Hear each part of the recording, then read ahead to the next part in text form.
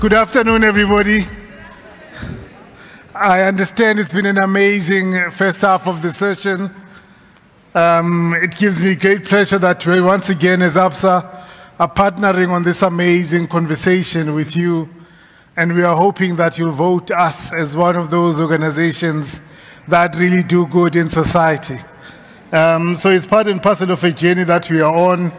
Please do allow me to observe protocol across the board. The amazing program director, the one that the world calls on to facilitate meaningful conversations. It's always an honor and a privilege to be in the same platform as you, representatives from government, civil society, and the private sector.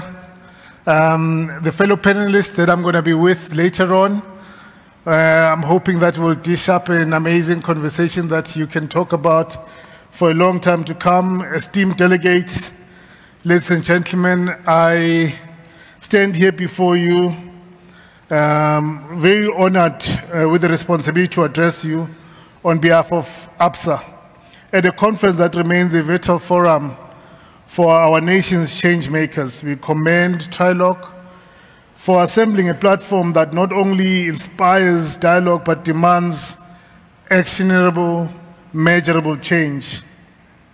This year's theme, Driving Impact, Inspiring Change, resonates profoundly with Absa's commitment of enhancing financial inclusion through entrepreneurship and inclusion and social development, all combined.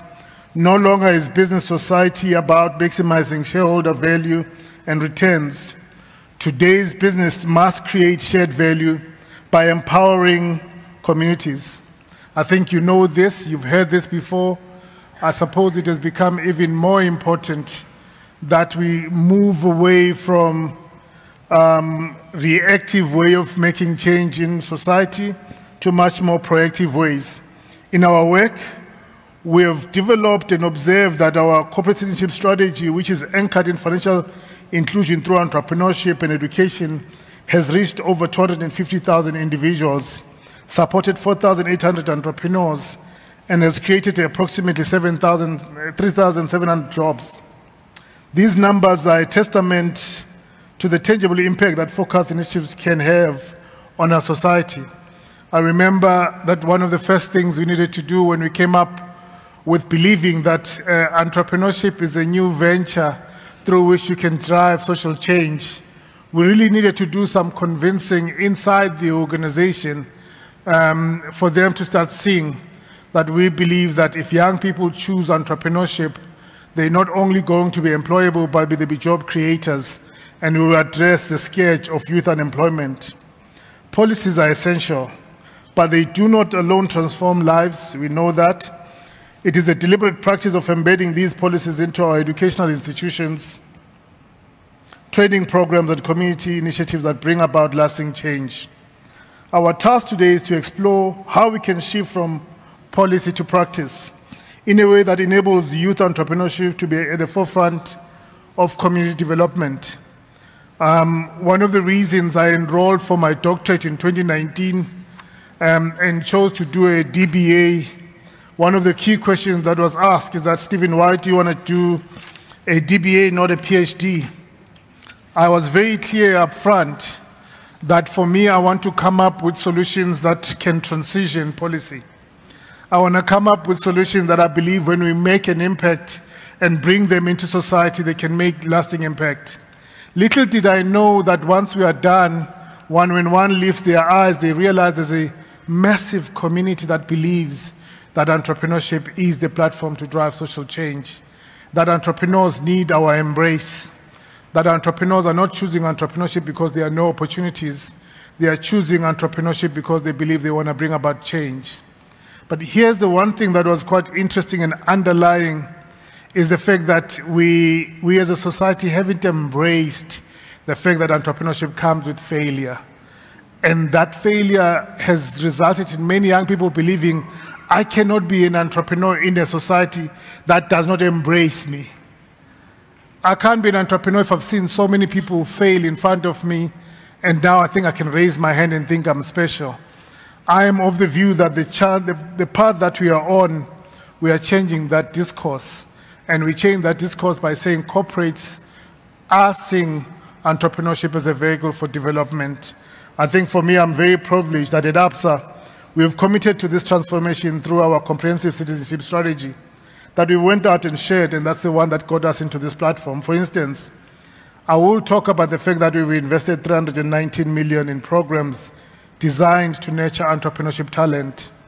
I think it is unheard of that the organization has ever chosen to invest all its social impact efforts of this nature to that particular initiative. These initiatives are not so abstract. They represent practical, scalable interventions that equip young people with the skills needed to succeed. This is the essence of moving from policy to tangible practice. Now, I said earlier I went to do this DBA with the view that I want to help bring about social change. The one thing that I wanted to investigate in that was, if you teach young people about entrepreneurship while they are still in high school, what is their propensity that when they are 28 to 32, that they will start deciding that I want to be an entrepreneur? It was very interesting to assess that 98% of those young people want to be entrepreneurs by the time they are 28. So if at all you brought about 10,000 young people that at 28 are choosing entrepreneurship. Now, what was interesting was the transition from I want to be an entrepreneur to I want to start a business. That was 11%. Now, when we started to ask, why is there no movement from intention to action, we found out that we're not creating an enabling environment for these young people to become entrepreneurs. But what was also startling was, yes, you've given us entrepreneurship intervention while we were in high school, but what happens when we're in university, when I don't come across that? I only learn about managerial action. I don't learn about entrepreneurial action. And for us, it is the biggest reason why we think that we've got 3 pillars that we must intervene on as Absa and partner with strategic role players around entrepreneurship mindset, which we believe that if we get it right in high school, we should be good. But we want to drive intention mostly at university level, because at university level, you not only have the mindset, but you also have the skill set to transition into action. So you cannot do that if you don't operate within an ecosystem. So an entrepreneurship is not one-off event, but a journey that requires supportive ecosystem. We have identified several critical enablers of youth entrepreneurship. We talk about the ecosystem piece for us because you cannot do this alone. And also you need anchored partners that are committed to the end state, that entrepreneurship is no longer the innovation challenge. It is no longer the event where people have to show up and raise their ideas. It is about catalyzing an impact over a period of time. It must be an intervention. It must be longer than 3 months. It must just not be days. So access to targeted education and training, our recent education program has provided 8 weeks of masterclass, mentorship, and business development support to 300 selected young people. Policymakers, our financial inclusion initiatives are built on policies that allow us to offer flexible financial solutions, evident in our credit model that only change interest or drawn amounts. I must tell you that I'm a banker. I represent the financial services and I've been in banking for 21 years. I am not convinced that we have done enough to drive financial inclusion in the way that is impactful, that is meaningful, that is moving our society forward. I think we rely on old models that have always been defined using an old framework. I am challenging us inside the organization to really drive financial inclusion in a more meaningful way. In a recent book that we wrote, where we brought about 10 entrepreneurs, we asked them, did you get financial help to start your business? We found that only 1 out of the 10 got financial help. And what we found was there's a psychological implication at the back, which is the relationship with financial institutions. Our own families, our own history tells us every time we see a person that is connected to a bank and is an entrepreneur, One, they've got many scars. They've seen a car repossessed. They've seen a house repossessed. They've seen a business taken away. They've seen working capital not being provided for them. And therefore, they are scared to approach financial institutions, which means financial institutions haven't done enough to come closer to the entrepreneur and say, we understand the power of working capital. We will give you money to pay yourself a salary for a year while you make the business work. That is when we are making meaningful change through financial inclusion. Until we do that, we'll be playing lip service. And I'm not exonerating ourselves, but I'm saying financial literacy and entrepreneurship is making us ask fundamental questions on our side. So it is at the back of this that I say evidence on progress. Understanding the causes and barriers of youth unemployment is imperative to being able to address this critical issue. Moreover, the transformative role of Absa and its partners can play in driving impactful change, while enabling social impact has to drive economic value, aligning business strategy and purpose. Let me conclude. Now more than ever, it is vital to invest in the dreams and aspirations of our youth. It is not acceptable that we have such high youth unemployment numbers. It is not acceptable that we are deferring the dreams of graduates, that 11% of our graduates are unemployed today, meaning they've never seen a return on investment on their education. This is how we do it, by providing customized financial solutions and expertise specifically designed for young entrepreneurs. We're not only empowering individuals, but also contributing to the broader economic development of our country and continent. Our corporate citizenship strategy as Absa places financial inclusion through entrepreneurship at the very heart of our work. We are committed to creating an ecosystem where young people move from entrepreneurial mindset to taking decisive, actionable-oriented steps towards building a sustainable future. Ladies and gentlemen, no single organization can and should take this responsibility alone. The evidence is clear.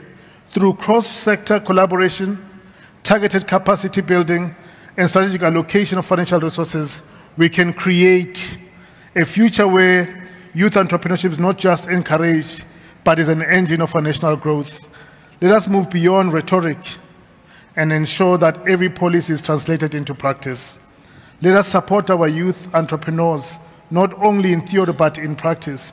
I urge you all to join this endeavor. Let us harness the collective energy of the public, private, non-profit organization sector to create pathways that all empower youth and drive sustainable growth and development. We have an amazing program out there in the public platform called I Grow It. We saw that a lot of young people were sold a negative narrative that says, I blow it. This is not a generation of I blow it. It's a generation of I grow it. Check it out. Thank you. Check it out and help us tell these stories so that we create enough role models for young people to believe the future belongs to them. Thank you very much.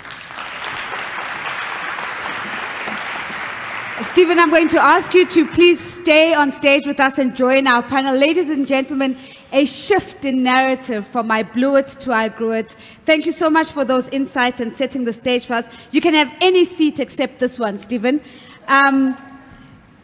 But I think such a pivotal question that you ask us, what is it that informs the gap between intention and action? If we've done the work of activating the minds of young people at secondary school level to think about entrepreneurship, what then needs to follow so that they can follow through on that activation? To help us answer this and other questions, I'm going to invite the panel to please join us on stage.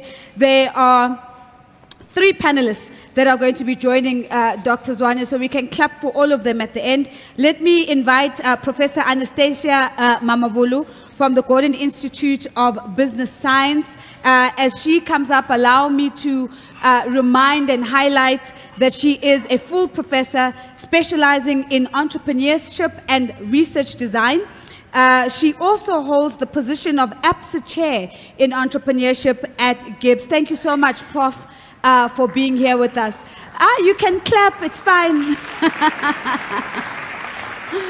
Allow me to also invite Dr. Taddy Blecher to join us. Dr. Blecher is the CEO and co-founder of the Maharashi Invincibility Institute, of the Imvula Education Empowerment Fund, and the Invincible Group. He also chairs the E3 initiative, which of course is the Entrepreneurship, Employability and Education Initiative, which of course is an initiative of the Department of Basic Education. So thank you very much, Dr. Blecher, for being here.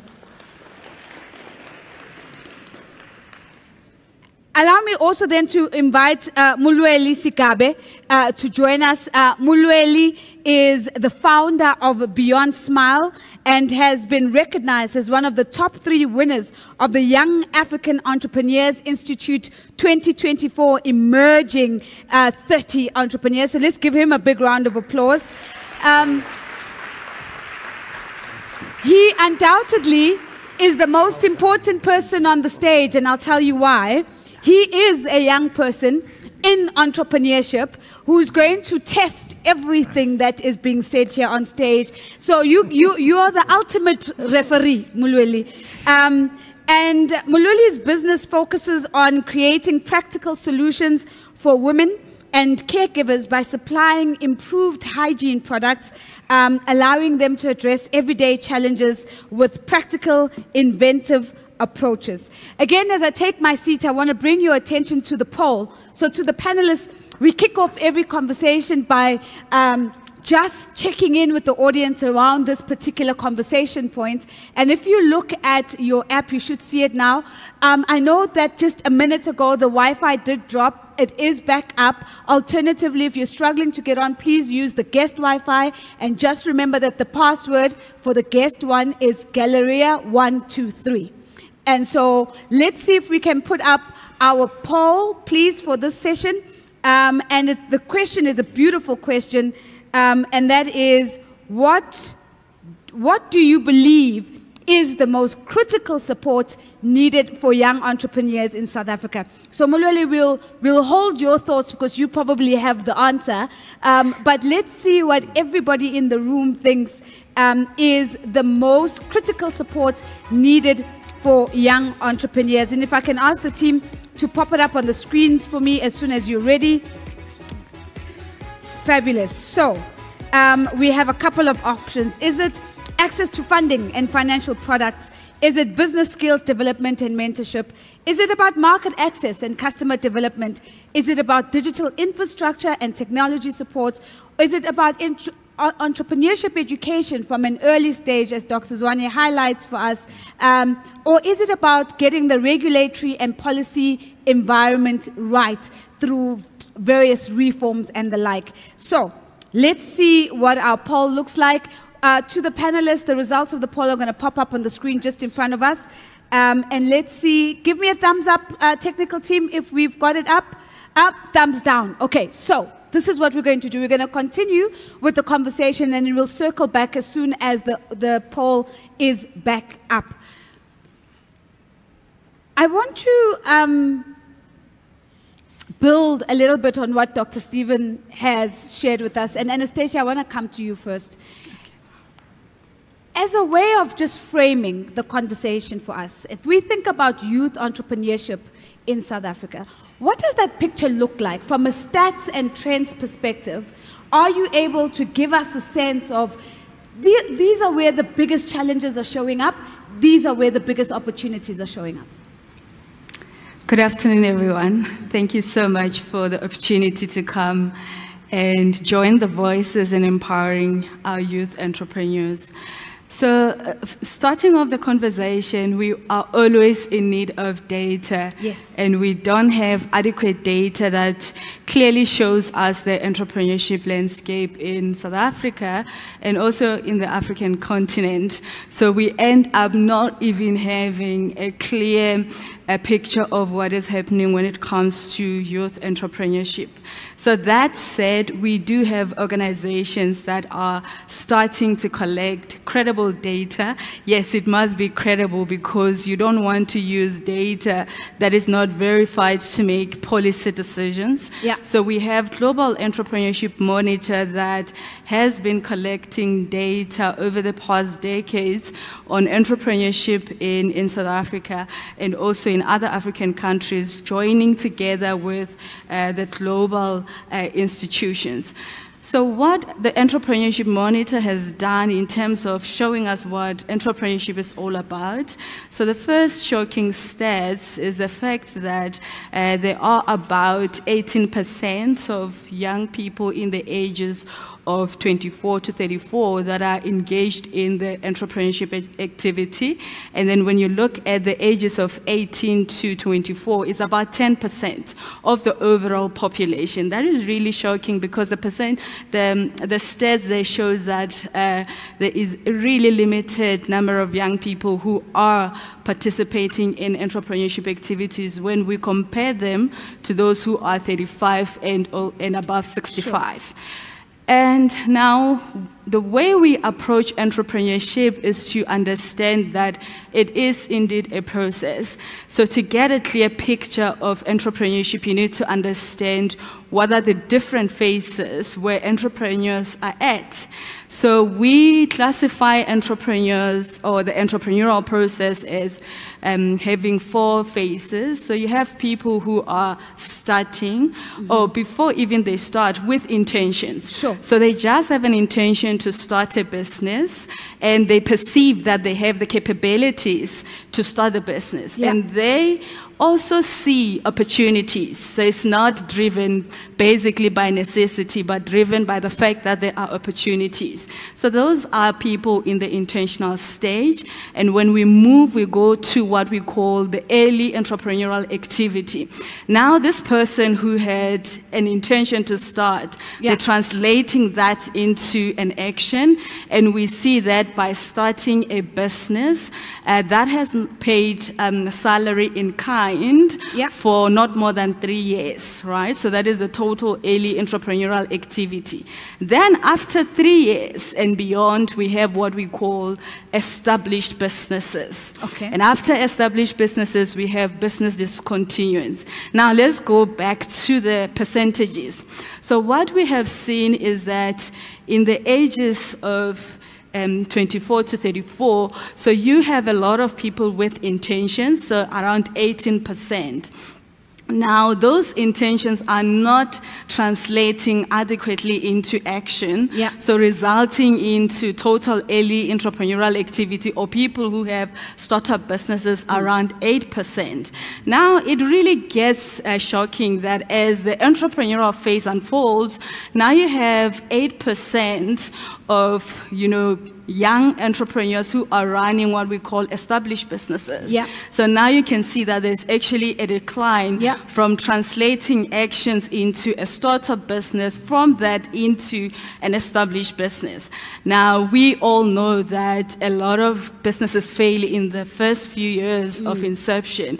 Then we have a high discontinuance rate. So now this actually says to us there is a lot of work that needs to be done to translating the entrepreneurial process to ensure that we actually grow the different phases and not only focus on the intention. And while this data is good and it gives us insights, but it normally presents insights of, urban areas without including entrepreneurs in rural villages. So where actually there's a dire need for entrepreneurial activities, there's a dire need to support entrepreneurship in the informal sector. So with all, actors in the room, the question is, how do we actually, instead of having a declining kind of graph to the approach of entrepreneurship, but how do we ensure that instead of having low established business rates, we increase that? The number of startups, we increase that. So I think that is the big challenge that we have, which leads to people people entering entrepreneurial process and exiting, yet without, outcomes that we can point towards. Prof, thank you so much. I think it's such a clear picture that you paint for us. You bring the data and the numbers, so it's not anecdotal, it's not just narrative. This is what the picture looks like. There is a clear gap between intention and action. But Taddy, as I listen to Anastacia, I'm looking at the E3 initiative and I'm saying, but there's part of the answer, right? This is the initiative that is supposed to embed entrepreneurial thinking within the education ecosystem and help us to close that gap that has been described by Stephen and Anastacia. The question I want to bring to you is, how is the program working?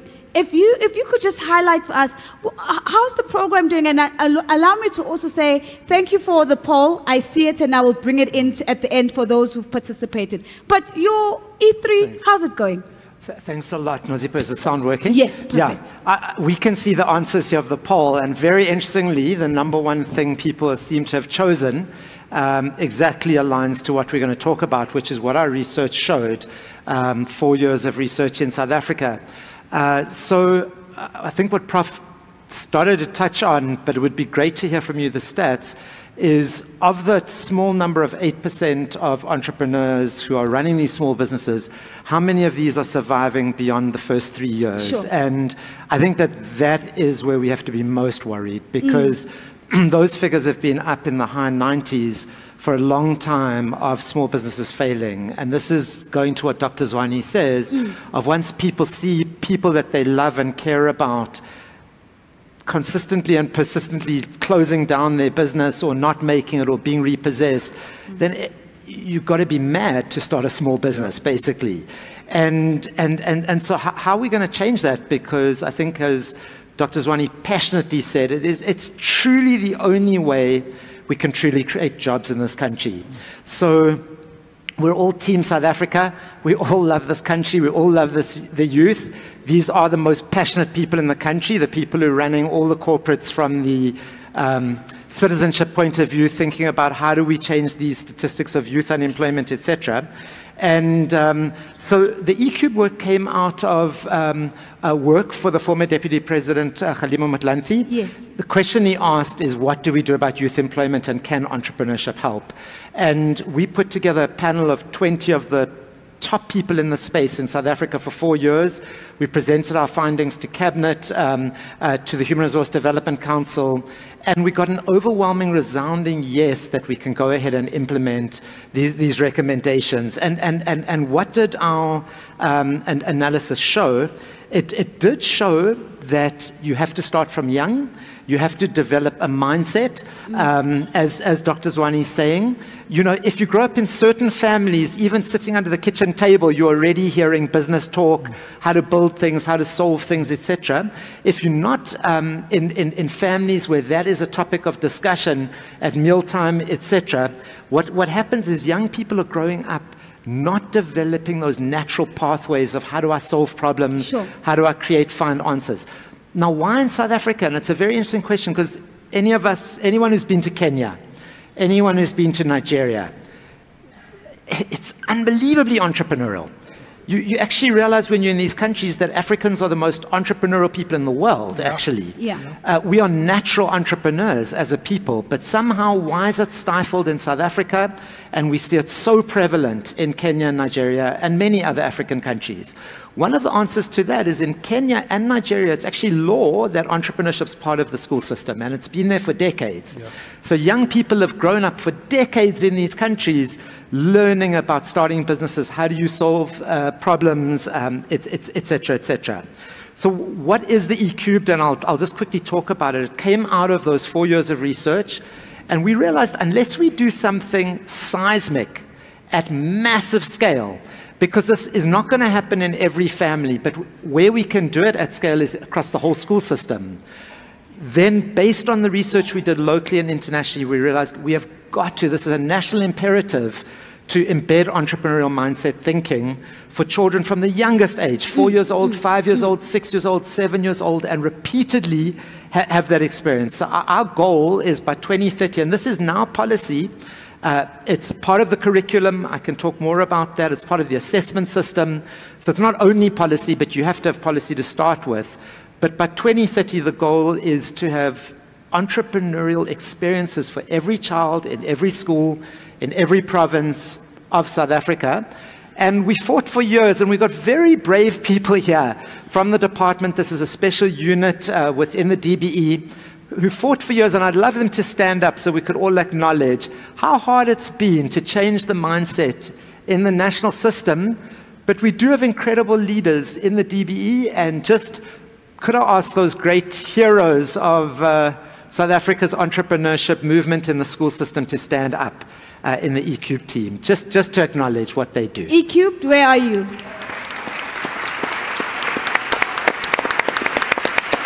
Fabulous. Thank you.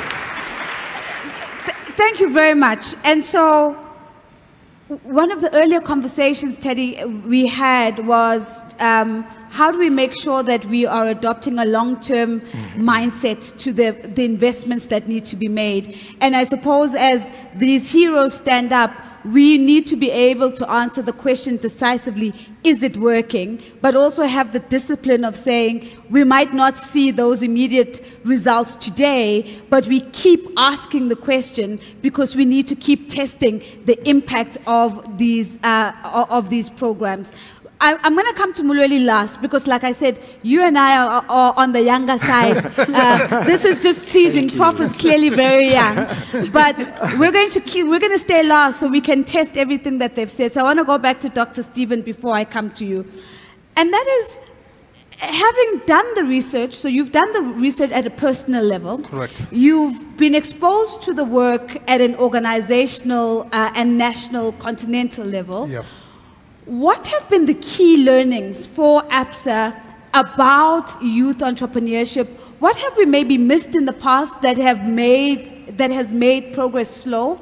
And how have you implemented and integrated these new learnings to come up with an evolved strategy on youth entrepreneurship? So, number one, we assume that the country will continue to create companies. And therefore, we said employability is the game. And the country did not create companies. Sure.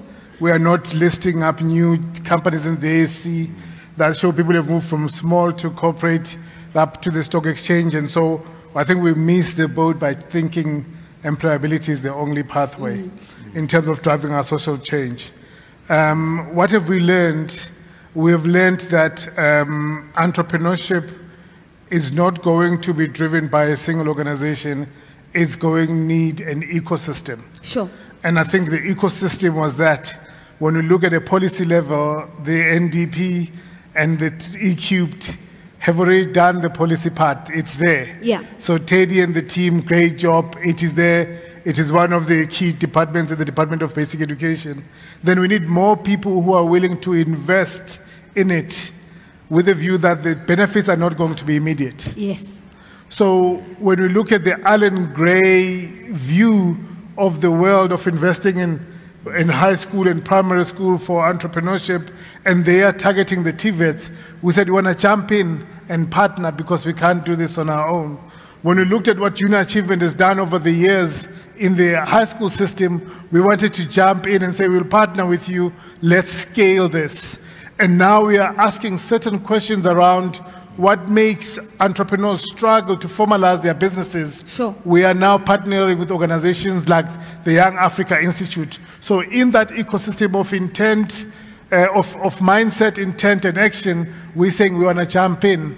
And we're not coming to platforms like this and tell you that we are excited that a lot of you are adjusting your programs to be able to be entrepreneurial, which means it is no longer going to be a swear word when you say to somebody, I'm doing entrepreneurship development.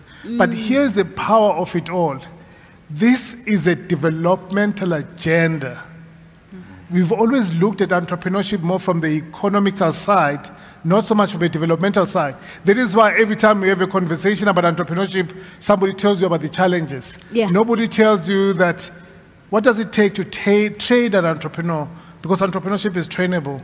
What are the skill sets? What are the framings? What are the enabling platforms that need to be created? So the biggest learning is It's an ecosystem, but we must create enough noise, enough conversations so that more people jump onto the bus, repurpose their funding and say, we want to train entrepreneurs. So Stephen, I want to just pause on what you've said because I want us to test it with Mulweli. Mulweli, just a couple of short questions first. Where did you first hear about entrepreneurship? How old were you? It was during 2019, my first year in the University of Free State. Okay, so I want to pause there because I think that's an important data point that we're getting. Yeah. The first time that Mulweli gets exposed to entrepreneurship is in his first year of university. Yeah. What was it about that experience that convinced you that you can be an entrepreneur? Actually, I didn't want to be an entrepreneur. You wanted to get a job? Yes. Okay, yes, so yes. That's another data point that I just wanted to establish. So to your point, Stephen, around the assumption of employability. Yeah. Go on. And then so with I then come up to discover something which was very interesting, which motivated me to come and build my products. What was that thing that was very interesting? It was the situation at home. My great-grandmother, she was approximate 90, approximate 100, sorry. Sure. So she was unable to walk, to use the bathroom. Yes. So this other day we went to visit, and then when we go there, we were sitting having a conversation with her along with my cousins. Then she messed herself. And then my aunt, her daughter, who is my father's aunt, whereby she's my grandmother as well, she came in and then she told us to leave the room. She has to change So that moment kept on going in my mind, whereby while I was at home, I then realized, let me search on the internet a diaper that can clean a person without a caretaker being in contact with the waste product and so on. I found that around the whole world, there's nothing like that. Then, I decided to invent one. Sure. And then I made it practical. Thank you. So you're jumping a little bit in the story. Yeah. So you have this experience, and then you decide to invent one. Yes. Did you need money? Yes, a lot of money. Okay, so let's talk. You see, the facts are here. You are jumping the story. Don't jump the story. So talk to me about what did you need? And there's two parts to this question, Mulweli. Yes. What did you need? 3 parts. What did you get, and what did you not get at all?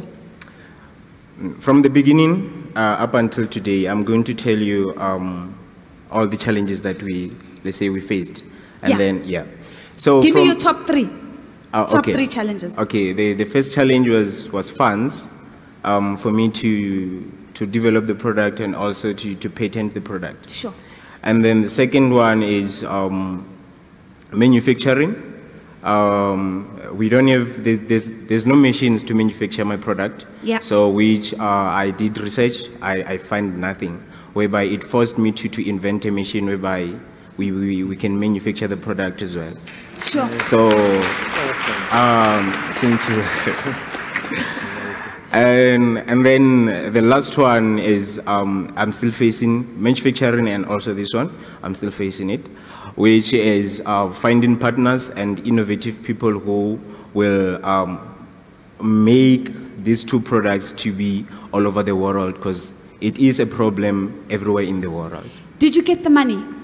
For patenting, no. For patenting, I used my bazaar money. I saved money for 2 years so that I can get to 45,000 rands, and then I made a patent for it. And then while doing that, thank you.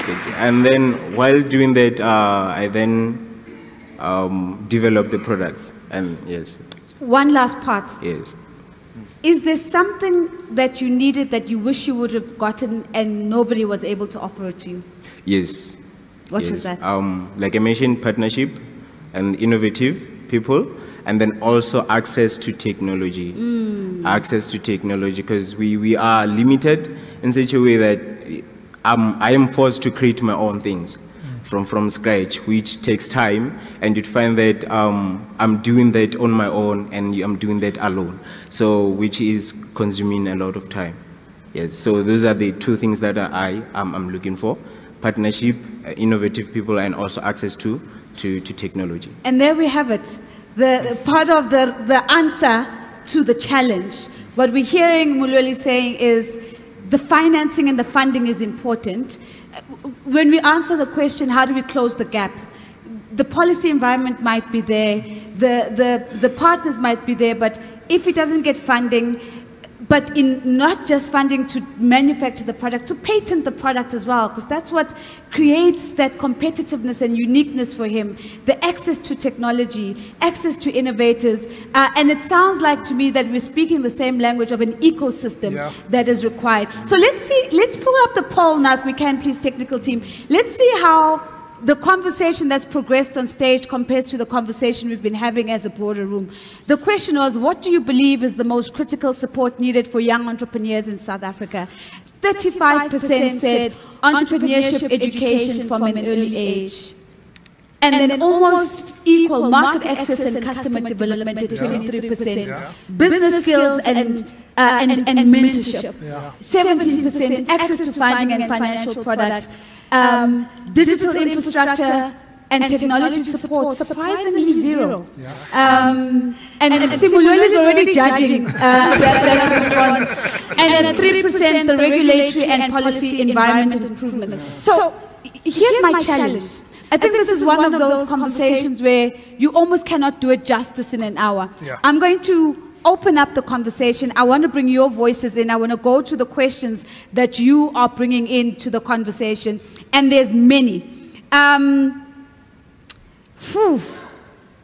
Okay, I'm going to refresh because I can see that I have lots and lots of questions, but a lot of them are still very much to do with ECD, and I just want to make sure that I haven't missed anything. Okay, so let me continue. Let me then come back to Anastacia. I started off with you, and let me come back to you. What we're hearing, both from Dr. Zwane, E-Cubed, Mulweli as well, is the importance of early stage interventions. What does the data tell us about the impact of early stage interventions versus late stage interventions? And if the data is telling us what we think it should be telling us, how are we following the data? And are you seeing a systemic shift towards what the data is telling us? All right, thank you. So with the current development of entrepreneurship and the activities that we have to empower our entrepreneurs, it shows that with the little interventions that we have, they are able to ignite the mindset, and they are able to ignite early startup activities. And in the early stages, what we're finding is that there is a focus on entrepreneurial mindset and creativity, problem solving, as some of the important skills that our learners need for them to be able to start up ventures later. And we are not saying that we teach entrepreneurial mindset to start a business, but we teach entrepreneurial mindset so that people can shift the way they see problems. So other learners will come up with innovative products, and then there will be learners who will continue to commercialize those activities. So the challenge is that what we have in our primary schooling education is this notion, the tension between business management and what is actually entrepreneurship education, that we end up teaching business management while entrepreneurship is a creativity, problem-based education that we need to offer. And the other thing is, do we actually have the appropriate methodologies to train our learners to identify opportunities? So you can't come in in a classroom and then start to talk to the learners without being action-based to activate the mindset. So it cannot be theoretical in the way we are dealing with entrepreneurship education. So the thing is, it's still very much theory-based and not from a personal initiative activity to say to the learners, there is a problem within the community. How can we solve this problem and come up with a little mini solution for those problems. Now, when we get to the later stages of the entrepreneurial activities, that is where we start to see the challenges. So we have what I call as the missing middle, right? So you have learners who've completed your grade 12 and they had introduction either as business management or in some specialized schools as entrepreneurship. But then the stats shows us that a lot of young people in South Africa, they don't have matric. So it means that they don't have access to entrepreneurial education. And in that phase, that is actually the phase, people that we need to activate to become entrepreneurial. So because they are neither in the universities nor in high schools, so then there isn't any intervention for them. And we call those as emerging entrepreneurs who have the potential to shape our, entrepreneurial landscape, and there is nothing in that. So there are limited activities in that phase. Now, when we look at the later stages where people have businesses, now a lot of, the support interventions, they end up providing the same services which are targeted towards business development, teaching them how do you run a business. But then a lot of SMEs then will read like a ceiling, right? Where actually they can no longer move forward, and we lack interventions that deals with scaling. We lack interventions that deals with how do you leverage the existing technology? How do you leverage digitalization for your business to be relevant beyond the South African borders? So we lack, the mentality of saying, let us shape the entrepreneurs to be high growth businesses, rather than just being businesses that are there to meet a particular need. So we also lack the notion of saying, how do we even scale beyond, the boundaries? Your business, for example, it has huge potential to scale, but we are not having those conversations at the later stage, but end up duplicating what is already there in the ecosystem. Prof, thank you so very much. Thank you so, the missing middle. I think that definitely deserves a round of applause. And I think what you're doing, unfortunately, is you're also shattering the picture we have in our heads about what youth entrepreneurship looks like. When you start talking high growth, market access, that's not what the traditional picture of youth entrepreneurship. We're thinking of young people doing small scale solutions, of just solving small problems in their communities. And what I'm hearing you say is that we've got to elevate our thinking about our pitch, right? So that young people can be supported at the level of where they can go. And I think that's absolutely powerful. Teddy, I want to bring in your voice here, because if you pause for a moment and just reflect for us on some of the learnings that you might have discovered along the ways that have challenged our conventional thinking about what makes for youth entrepreneurship programs that work. What are some of the things that are bubbling to the surface? They're saying, well, we used to think that, but clearly it's not working, and because that's the traditional and conventional way of thinking about things. Yeah, that's such a brilliant question. And I think when we did this huge amount of research and we looked at over 500 studies done on small business and what makes for successful small business in South Africa, and we looked at global studies, so there are so many myths. So firstly, people don't understand the importance of entrepreneurship to an economy. So if you take South Africa, 70% of all jobs in our country, and I'm excluding the informal sector for now, are in small businesses under 50 people in size. That's 70%. If you add the informal sector, only over 90% of all South Africans that are feeding their families are doing it by means of a small business. So where do jobs sit in South Africa? I mean, so Absa's spot on. I mean, it's crazy you have to convince people of this, but this is, if you want to solve unemployment, The only way you can do it is through supporting small business and through entrepreneurship. That's the first myth people don't understand. People think jobs are all in the big companies, in the banks, in telecom, Cell C, MTN. That's not true. The vast majority of jobs in the country are in small businesses. The second thing is people have this myth that you can just drop out of school and all of a sudden you're going to be another Richard Branson. And the truth is Richard Branson... That's the story we've been told on social media, right? Richard Branson dropped out of school at 15 and became a multi-billionaire over many, many years. He's been a wonderful supporter of our work, but he's 1 in 10 million. And what our research found as well, which is interesting, is the vast majority of super successful entrepreneurs in the country actually have been to university. Who started Discovery? Who started Liberty? Who started Nando's? Who started, I can give you brand after brand after brand that are going to scale and really big? Educated people. So people think education is opposite to entrepreneurship. So they think either you become an entrepreneur, you get educated and you get a job. That's completely wrong. And in fact, there's a straight line graph. The more educated you are, the more likely you are to be successful as an entrepreneur. Dr. Zwane's point as well, we think somebody just drops out of school at 16 and is going to start a successful business. That person has no capital, no knowledge, no experience. They can hardly read and write coming out of our school system, unfortunately. And how are they going to suddenly achieve that? Most successful entrepreneurs emerge 28 to 40. Yeah. People need a job. They need work experience. They need to build some capital. They need to build a network. They need to learn some area of expertise around which they can build a meaningful competitive business. So that's another myth. There's a lot. Yeah.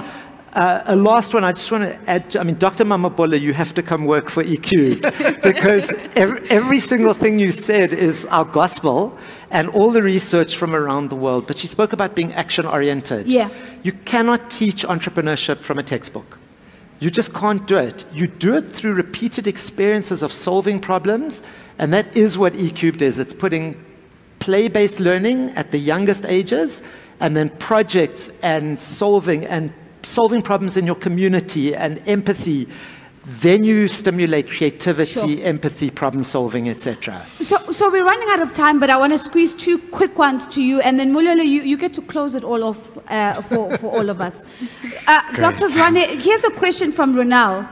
She says, could learnerships in SMME development, Kasi economies, and outside townships help with stipend while they train, maybe to start a business, and especially for those who qualify for incentives during the year to maybe also get something to grow their business. And I'm raising this question because I think the people in the audience are also trying to, we're on pathways of possibility. Yeah. What could we do to make it work? We know that learnerships are already mainstream. Could we be thinking about learnerships in the context of entrepreneurship and not just work experience within an organization? And I want to throw one more at you because I think these would be important. Someone says, if grant, it's Ronald, you're at it. Ronald says, if grants could be in some way, in some decent way, have accountability parameters. Maybe part of the journey is to get access to entrepreneurship mentorship so that people get off grants eventually. And I'm throwing one last thing because I think they're all linked. Warren says, wouldn't it be great if we could invest in the entrepreneurs who are running ECDs? So we just had a conversation about ECDs before this. And in that way, giving them the skills and the resources to offer the full range of care that is required and to enable them to train future entrepreneurs as well. The long and short of it, Dr. Zwane, is people are seeing the potential of entrepreneurship to be part of the many societal fractures that we see. Are we thinking about, the role of entrepreneurship in a broader societal formation? Absolutely. I think for me, first and foremost, thank you to Ronel and you said Ronel and? Warren, thank you for dreaming with us. Because we are here to dream of a possibility that we've not seen yet. And part of this dream is to come up with ideas and thoughts that move this forward. You are asking a fundamental question about learnerships, internships, especially since we've reduced young people to perpetual internships. And they don't know now what's like to work a formal job. If at all we repurpose them and partner them with an entrepreneur and say, we'll pay you money for 6 months, all you have to do is just observe what this person does and come back to us and tell us how we can help you to be an entrepreneur. If we started to do that, we will be inculcating a culture that says entrepreneurial volunteerism with a grant on top, because we understand that the challenges that we have are bigger. But I think if you take that one step further, I think I want to say we are doing something at Absa that I think is fundamental. Maybe we're the first ones to come up and go to a university and say we want the best professor in town and we want to fund that professor for the next 3 years. All she has to be preoccupied with is how do we bring entrepreneurship in primary school, how do we bring research, how do we bring data, and voila, in this podium, we've got Professor Mamabolo. I think we are also fundamental. Please go ahead. Go ahead. And also, part of what we're doing and dreaming is that this young man that is here, we went on a university tour and said, young people in university, do you want to be entrepreneurs? We found him and we took him through a training program. Now he's part of the people that we are investing in. And now what his life would have been changed if he had read Tutuko Shezi's story, who now is running Livestock Wealth. Tutuko Shezi's story started from, I want to be able to allow people to invest in cows through the platform. Now he realized the platform doesn't exist, he has to build it himself. He would have learned that, okay, this is going to be harder. Find supporters up front before he goes and invests in product development and also organizational development. So when we talk about mentoring, to that point that Warren is talking about, we have to be deliberate about it. We have to call it entrepreneurial mentoring, entrepreneurial volunteering. Give it a name and a surname, and the name is entrepreneurship. And then surname could be any other thing that you want, coaching. Maybe to close it off, I just think that the only thing that we are doing here is to create awareness, is to ask you to be an activist for entrepreneurship in whatever shape or form. The next 5 to 10 years, we will see the return of what these conversations has brought to the table. Thank you. Sure, absolutely fantastic. Thank you so much, Dr. Zwane. So, Mulweli, so here's your final question, and it's not going to be a difficult question. All of these people in this room have budgets, some of them have programs, but they all have power in one way or another to help young people and to support young entrepreneurs. What advice do you have for them? If you're sitting within a business or you're sitting within an NGO that wants to support young people in entrepreneurship, what do young people want? So maybe you give us all advice. What's the one thing that you think we might need to get right to really support young entrepreneurs like yourself? Okay. From my side, let me make an example with me. Sure. What I need is support and patience. And patience. Yes, yes. So when, for example, I came up with a product, which is a whole new product, which is it's new in the market. It's a product which is going to make a huge impact, but that doesn't happen overnight. Yes. So it takes time for us to build that. So please give us support.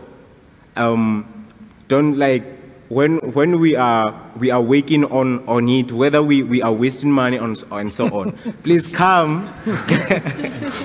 We'll work on the language. It's fine. We won't use wasting money. We'll use another one. Go for it. Okay, I'm sorry about this. I'm sorry about it.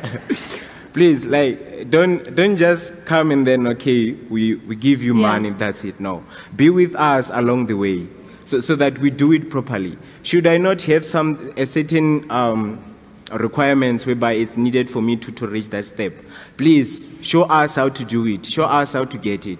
That is how we are all going to make it happen. Thank you.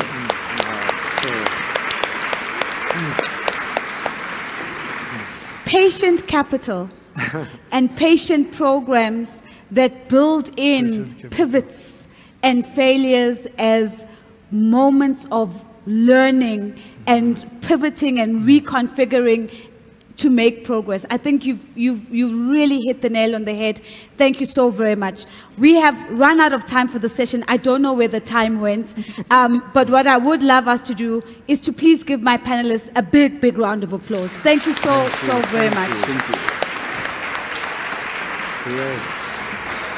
Thank you. Thank you. Thank you so much to Dr. Stephen Zwane, Professor Anastacia Mamabolo, Dr. Taddy Blecher, and Mulweli, who has joined us, Mulweli Sigabe. Thank you so very much. Well done.